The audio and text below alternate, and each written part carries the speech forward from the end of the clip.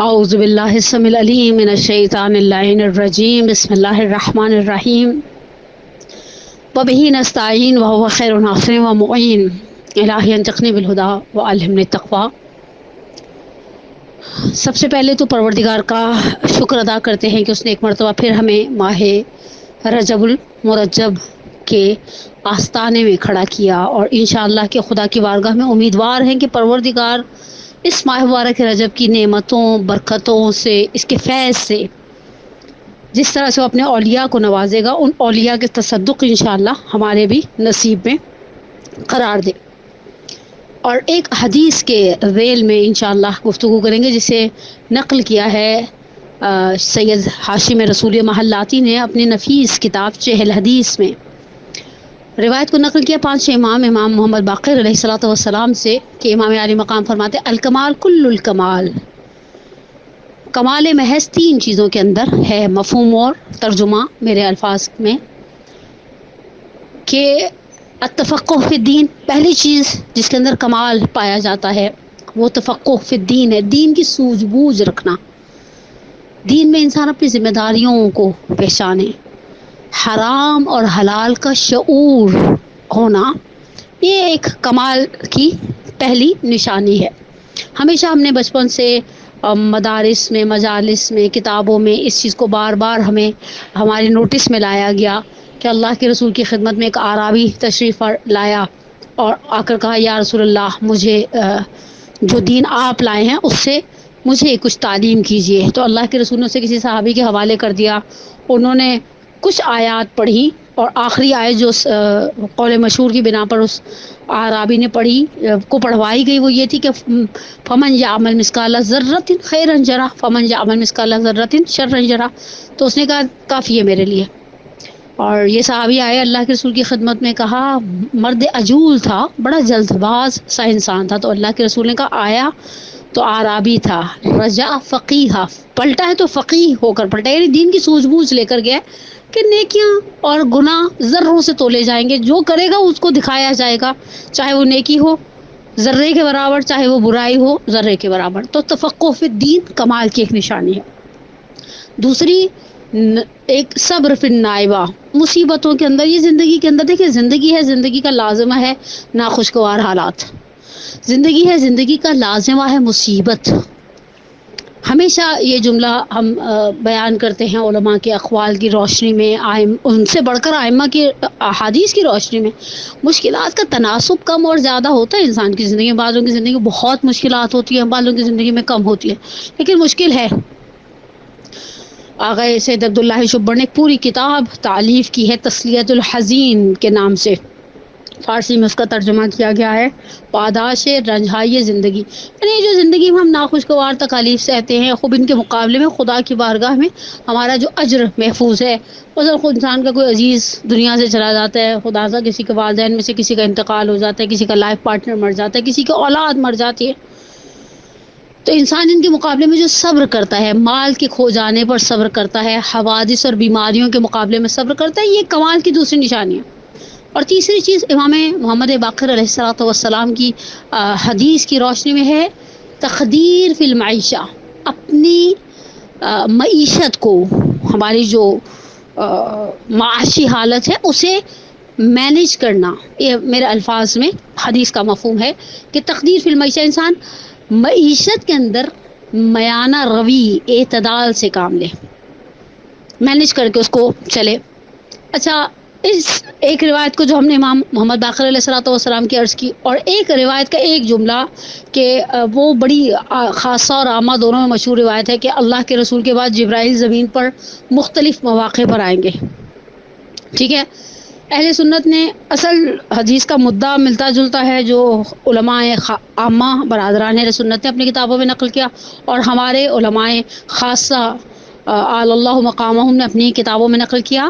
اس کا ایک ٹکڑا یہ ہے کہ آئیں گے زمین سے برکت لے جائیں گے، جبرائیل امین زمین سے آئیں گے، جوہر ہائی یہ زندگی میں سے ایک جوہر جو اٹھا کر لے جائیں گے آسمانوں پر، وہ برکت ہوگا۔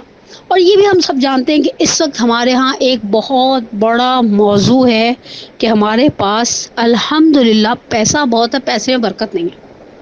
ابھی میں نے لاسٹ منتھ ایک پلیٹ فارم کے لیے کچھ ایسے ریکارڈیڈ کلپس دیے تھے جناب سیدہ سلام اللہ علیہ کے حوالے سے، ان کی زندگی اور ان کے القابات پر. اس میں ایک لقب سیدہ کونین سلام اللہ علیہ کا ہے، مبارکہ.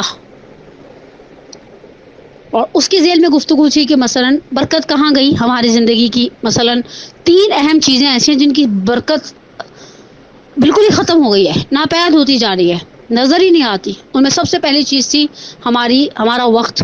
یعنی ہم اکثر خواتین ایک دوسرے کے ساتھ ملتی ہیں، اور دیندار خواتین مثلا ماشاء اللہ ایکٹیو خواتین، تو ایک رونا سا ہوتا ہے کہ ٹائم ہی نہیں ملا.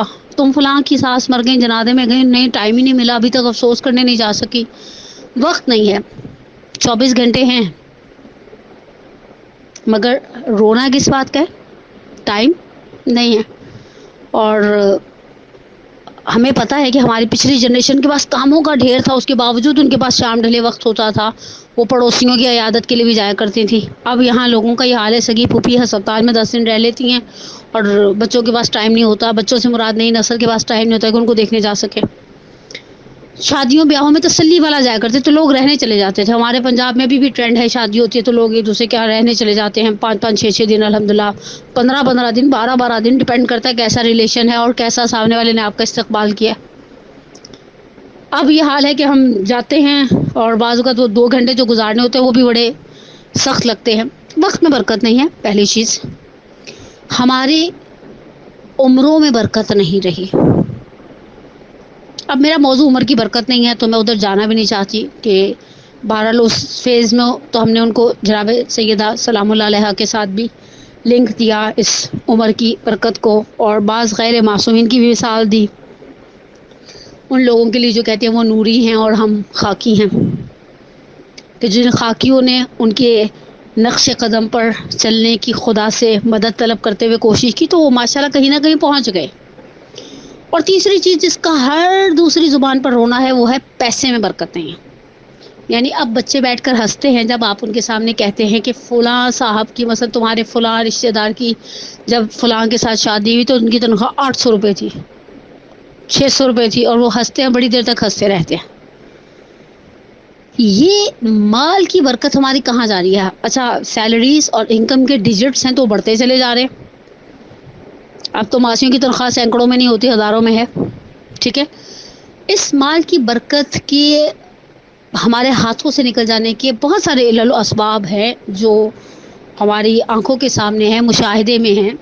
لیکن ان میں ایک بہت بڑی چیز جو ہم خواتین کے ساتھ اسپیشلی ریلیٹ کرتی ہے وہ ہے ہماری زندگیوں میں اسراف. اسراف کی اگر میں اجمالاً تعریف کرنا چاہوں تو انسان اپنی حیثیت، اپنی شان سے بڑھ کر جو بھی خرچ کرتا ہے وہ اسراف ہے.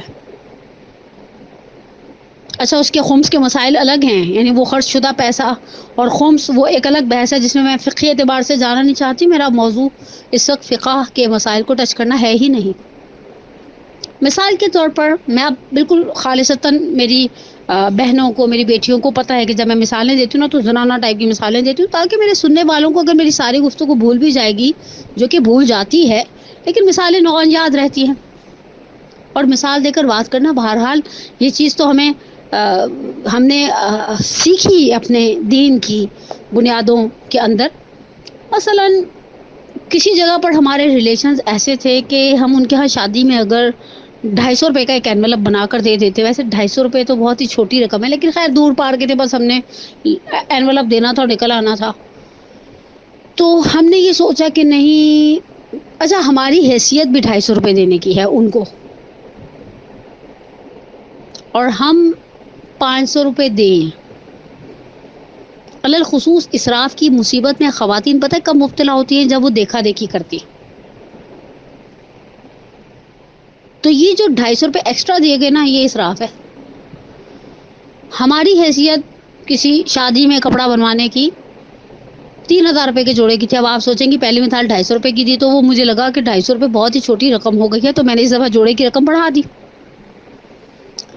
مثلا حیثیت ہے کہ 3000 روپے کا جوڑا خریدا جائے. مثلا بھائی کے بیٹے کی شادی ہے، مین ایونٹ کے لیے سوٹ لینا ہے. اب ایک طبقہ اس پر ہنس رہا ہوگا کہ مین ایونٹ کا سوٹ 3000 روپے کا کیسا آتا ہے.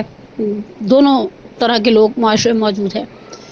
ہم نے 3 چھوڑ کے 5,000 روپے کا جوڑا. پھر اس میں اصل پرابلم کیا ہوتا ہے، سب سے بڑا روگ کیا کہیں گے لوگ، ہائے ہائے یہ کون سا جوڑا پہن کر آ گئی تم، تو یہ تو شکل سے ریپلیکا لگ رہا ہے. اور اس چیز کو اگر ہم مد نظر، ہم خواتین علی الخصوص مد نظر رکھیں نا، تو ہمارے پیسے کی برکت کے چلے جانے کا ایک بہت بڑا عنصر، یعنی ایک بہت بڑا سبب یہی ہے کہ ہم اسراف کا کسی نہ کسی طریقے سے شکار ہو جاتے ہیں. اچھا مزے کی بات ہے، اسراف کو گناہوں میں بھی شمار کیا گیا، ایسا نہیں کہ کوئی خدا نخواستہ پسندیدہ ہے، بلکہ آیات میں تو اس چیز کو بڑا ہی ڈسکریج کیا گیا ہے. مثلا قرآن کہتے ہیں بسم اللہ الرحمن الرحیم کلوا واشربوا ولا تسرفوا انہ لا یحب المسرفین، کھاؤ پیو اسراف نہ کرو، بے شک اللہ اسراف کرنے والوں کو پسند نہیں کرتا. ہماری حیثیت ہے ہم اپنے بچے کی شادی میں ایک سالن والی ڈش کریں، چاول والی ڈش کریں، چھوٹا موٹا کوئی اسٹارٹر کریں اور میٹھا کر کے فارغ کر دیں، ہم 8 کھانے بنوا رہے ہیں. اور یہ چیز ہر گزرتے دن کے ساتھ ساتھ ہماری زندگیوں کا حصہ بن جاتی ہے. اچھا خواتین کیا کہتی ہیں، سب کر رہے ہیں. اس ایک جملے کو سن کر تو کبھی کبھی جسے کہ نا انسان ایگزاسٹ ہو جاتا ہے. سب کر رہے ہیں، اگر خدا ہم کسی بے راہ و روی کے شکار معاشرے میں چلے جائیں گے، سب بے راہ و روی کا شکار ہوں گے، ہم بھی ہو جائیں گے خدا نخواستہ. سب کر رہے ہیں معیار نہیں ہے، بلکہ بسا اوقات حق کے راستے پر چلنے والا تنہا رہ جاتا ہے. جس طرح سے امیر المومنین کے نہج البلاغہ کے کلمات میں ایک مقام پر مولا نے فرمایا، امیر المومنین کے کلام کا مفہوم اور خلاصہ میرے الفاظ کے مطابق، کہ دیکھو ہر راہ حق پر چلتے ہوئے تنہائی سے وحشت زدہ نہیں ہونا. اس کا مطلب ہے کہ جو حق کے راستے پر چلتا ہے وہ تنہا رہ جاتا ہے. سب کر رہے ہیں تو معیار نہیں ہے کہ ہم بھی اس کام کو کرنے چل پڑے. نارملی ہم کچھ چیزوں کے معاملے میں بہت زیادہ دیکھی کی وجہ سے اسراف کا شکار ہے، جن میں سب سے پہلے مرحلے پر خواتین کے اعتبار سے لباس کی بحث آتی ہے. دوسرے مرحلے پر ہمارے ہاں دعوتوں، شادیوں، ایونٹس کے اندر کھانوں کی تعداد کی بحث آتی ہے. تیسری دینے دلانے کی. مثلا اب میں سوچتی ہوں جس طرح سے دینے دلانے کو ہم نے سرسام آور بڑا کر لیا ہے نا، آنے والے وقت میں حالات معاشی جس طرح سے تنزل کی طرف جا رہے ہیں، تو ایسا نہ ہو کسی بہن بھائی کی اگر بچے کی شادی ہو اور ہم بجائے خوش ہونے کے پریشان ہو جائیں کہ اب اس شادی کے اخراجات سے کیسے نمٹا جائے گا، جو کہ یہ حالات ایسے بگڑتے ہوئے نظر آ رہے ہیں ہمیں، سرکمسٹانسز ایسے ہی ہیں. خواتین کو خدا نے اپنی بعض صفات سے متصف کیا تھا. عزیزہ نے من، یہ بات میں نے پچھلے اس میں بھی کہی جہاں اسماء بنت یزید انصاری والی روایت میں نے بیان کی. اس میں اسماء نے کیا کہا تھا رسول اللہ کو، حفظنا لکم اموالکم، ہم آپ کے مال کی حفاظت کرتے ہیں. اس باب میں میں نے کچھ سال پہلے شیخ انصاری اعلی اللہ مقامہ، ہماری جانیں قربان ہو جائے، مکتب تشیع کے اس فقاہت کے ماہتاب پر ان کی زوجہ کے حوالے سے ایک واقعہ میری نگاہ سے گزرا.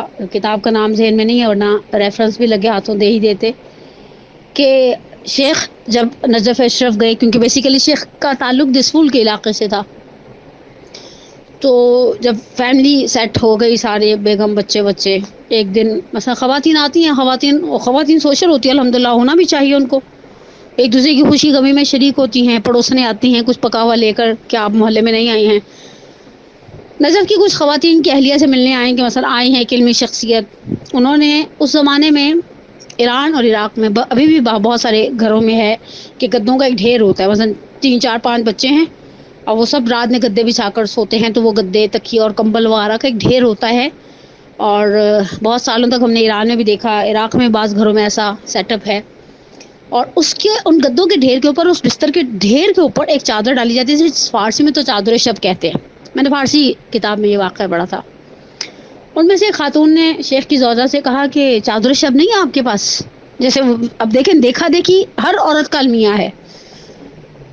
عظیم وہ ہیں جو اس کے ساتھ فائٹ کرتی ہیں، نہ یہ کہ حالات کے دھارے میں بہہ جائے. مومن پہاڑ سے زیادہ سنگین ہے. پہاڑ ممکن ہے زلزلے کی وجہ سے ریزہ ریزہ ہو جائے، مومن کو ہلانا آسان نہیں ہے. خواتین نے کہا ارے آپ نے چادر شب نہیں ڈالی ہے بستروں کے ڈھیر پر. شیخ کی زوجہ نے کہا کہ بھائی شیخ مجھے اتنی مقدار میں رقم دیتے ہیں جس سے میں اپنے بال بچوں کے کھانے پینے کے اور وہ جو واجب قسم کے نیسیسریز ہیں ان کو مینیج کر لوں.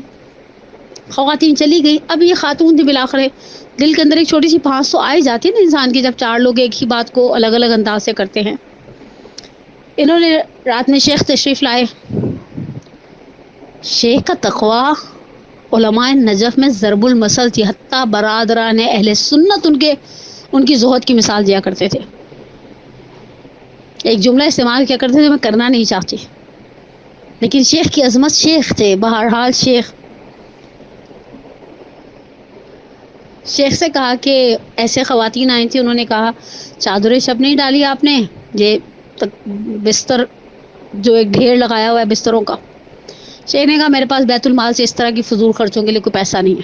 جس طرح سے مثلا بہرحال ایک فقی اور وہ بھی زہد پیشہ فقی، یہ بزرگان اگر کسی مقام پر پہنچے ہیں تو مطمئن رہیں انہوں نے وہ سختیاں سہی ہیں. دنیا کا اصول ہے نو پین نو گین.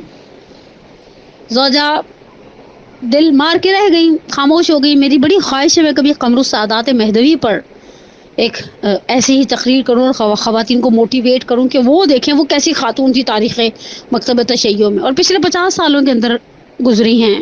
علامہ محمد حسین طباطبائی صاحب تفسیر المیزان کی اہلیہ. خیر، شیخ کی زوجہ بھی شیخ کی زوجہ تھی. شیخ ایسے شیخ نہیں بنے، ان کے پیچھے ان کی بیویوں کی اتنی سپورٹ نہ ہوتی تو یہ بہرحال اتنی کنسنٹریشن کے ساتھ وہ کام نہ کر پاتے جب تک انسان کو پیچھے سے زندگی کے ساتھی کا اتنا بڑا سپورٹ نہ رہے. انہوں نے کچھ عرصہ پیسے جوڑے اور چادر خرید لی. شیخ درس سے واپس آئے. اب ایزا زوجہ جو نون خواتین کا ایک مزاج ہوتا ہے، انہوں نے کوئی مار کا سر انجام دیا ہو تو شوہروں کو بتانا چاہتی ہیں. ہر زوجہ کی خواہش ہوتی ہے محبت کرنے والے کے شوہر کو بتایا کہ دیکھیں میں نے کتنا اچھا کام کیا ہے. آئیں اہلیہ اور شیخ سے کھانے کے بعد کہا آپ کو ایک چیز دکھاؤں. شیخ اٹھے، کتاب رکھی. بہرحال اتنی مددگار بیوی ہے تو ان کو بھی تو ان کا مان رکھنا ہے نا. بستر کے اس ڈھیر کے پاس لے کر گئی اور دیکھیں آپ نے فرق محسوس کیا؟ تو شیخ تھوڑا حیران ہوئے. کہا کیا ہو گئے؟ کہا میں نے چادر شب خرید لی. شیخ خاموش ہو گئے. اچھا، نوان بیویاں ایسے موقع پر کیا ایکسپیکٹ کرتی ہیں کہ مثلا شوہر کے you did a great job, تم تھوڑی سی لکھا مت خاتون ہو، مجھے تم سے یہی امید تھی ٹائپ کی. شیخ نے کہا میں نے تمہیں جب تم نے مجھ سے پہلی مرتبہ چادر شب کی فرمائش کی تھی ابھی تک کوئی ایکسٹرا پیسہ نہیں دیا، چادر کے پیسے کہاں سے آئے؟ شیخ کی زوجہ نے بڑی خوشی سے جیسے فخری انداز سے خواتین کرتی ہیں کہا کہ آپ مجھے ہر ہفتے آدھا کلو گوشت کے پیسے دیتے تھے. جس دن آپ نے مجھے چادر کے پیسوں سے انکار کر دیا میں نے گوشت کی مقدار 1.5 پاؤ کر دی، اور وہ جو آدھا پاؤ کے پیسے بچ رہے تھے نا اس سے میں نے جمع کر کے یہ چادر شب خرید لی. بقول نقل کے کتاب کے شیخ نے رونا شروع کیا. اب زوجہ بیچاری پریشان ہو گئی کہ وہ امید رکھ رہی ہوں گی کہ یہ تعریف کریں گے، انہوں نے تو رونا شروع کر دیا. کہا رو کیوں رہے ہیں؟ کہا میں خدا کو کیا منہ دکھاؤں گا کہ میرے گھر والوں کا گزارا 1.5 پاؤ گوشت میں ہو سکتا تھا اور میں آدھا کلو کا پیسہ لیتا رہا بیت المال سے. ہمارے لیے یہ لوگ سمبل ہیں، اور بسا اوقات خواتین صرف دیکھا دیکھی میں ذاتی طور پر بعض خواتین کو جانتی ہوں کہ اپنے آپ کو تنگی میں قرار دیتی ہیں، شوہروں کو آزار و اذیت دیتی ہیں کسی طرح سے. مثلا ایسے کپڑے فلاں صاحبہ جیسے کپڑے وہ یہ پہنتی ہیں، ان کا ایسا بیگ ہے ان کے. اگر خدا نے ہمیں کم دیا ہے، تقدیر فی المعیشہ، اسراف کر کے دیکھیں ہم ان کے سٹینڈرڈ تک تو پھر بھی میرا نہیں خیال بعض لوگ ہم دنیا میں کسی کے بھی سٹینڈرڈ کو آخر یاد رکھیں خواہشات بادشاہوں کی بھی پوری نہیں ہوتی اور ضروریات فقیروں کی بھی پوری ہو جاتی. اسراف کے نام پر ہم نے جو خواہشات کا دائرہ وسیع کر لیا ہے، اس میں ایک بہت بڑا عمل دخل اس کریڈٹ کارڈ اور اے ٹی ایمز اور ان ڈیبٹ کارڈز کے ذریعے شاپنگ کرنے کا بھی ہے، کیونکہ جب ہم نوٹ گن رہے ہوتے ہیں تو پھر ہمارا ذرا دل جل رہا ہوتا ہے.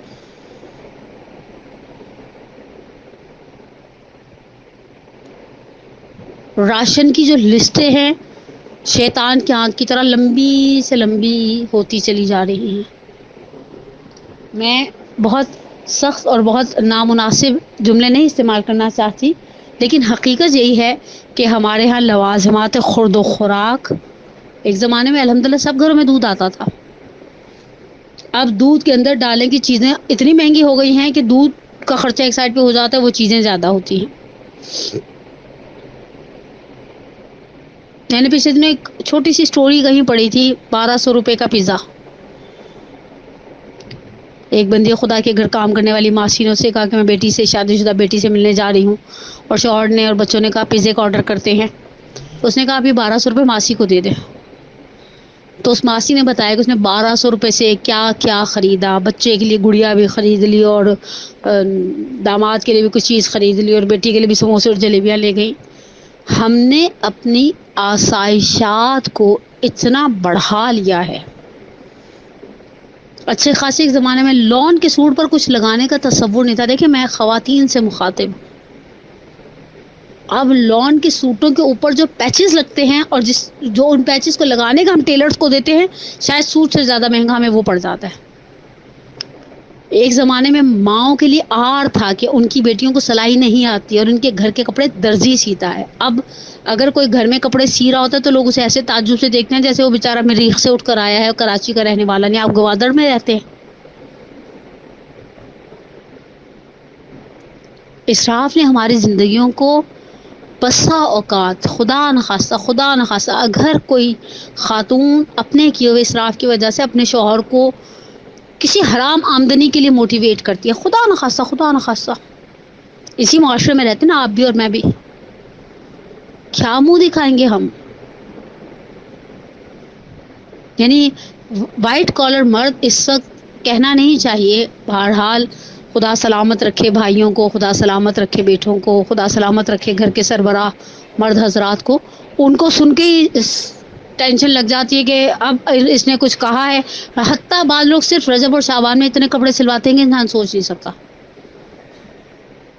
جنازوں میں کپڑے سل رہے ہوتے ہیں، 4 جمعراتیں کرنی ہیں تو ان 4 جمعراتوں پر ہے، اور 40ویں کا ایونٹ چونکہ بڑا ہونا ہے اور مرکزی ماہ بارگاہ میں ہونا ہے تو اس کے الگ لباس. کپڑوں پر، کھانے پر، جوتوں پر، بیگز پر، گھر کی آرائشی چیزوں پر.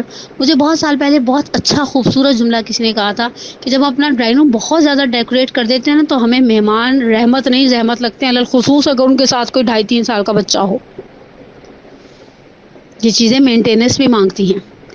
آج آپ نے ڈرائنگ روم کو ڈیکوریٹ کر دیا، 10,000 روپے کے لا کر مینٹل پیس رکھ دیے، 1.5 سال گزرے گا ہم اکتا آ جائیں گے، ہم کہیں گے کیا ساری زندگی نہیں کو لگا کے رکھنا ہے، اب ان کو تبدیل کیا جائے. مینٹیننس 2 طرح کے نا، جانی بھی ہے، بہرحال ان کو سلیقے سے صاف کر کے بھی تو رکھا جائے گا.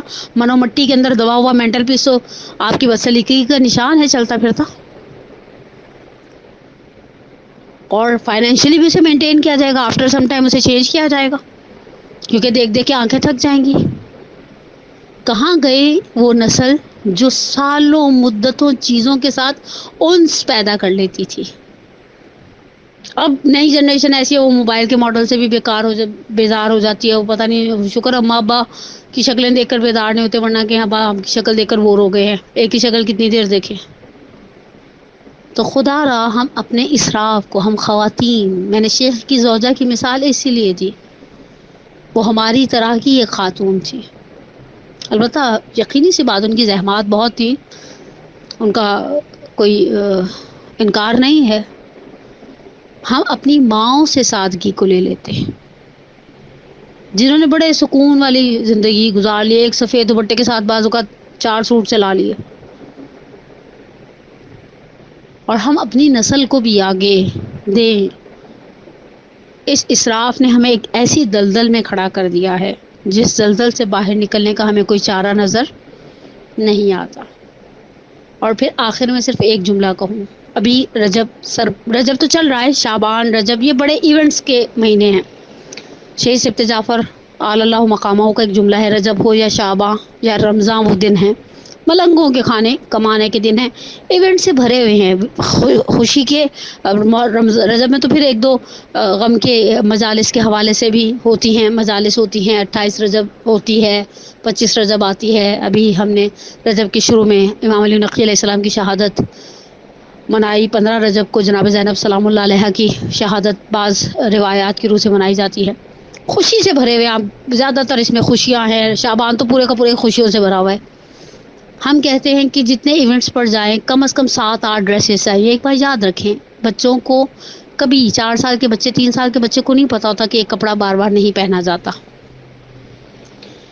اور بلکہ بچوں کی اس عمر میں ایک خواہش ہوتی ہے، وہ ایک کپڑے کے پیچھے پڑ جاتے ہیں نا تو انہوں نے ہر جگہ وہی پہن کے جانا ہوتا ہے، جنازے میں بھی وہی، تو تائی کے گھر بھی وہی، تو کونڈوں کی نیاز میں بھی وہی، تو 13 رجب میں بھی وہی۔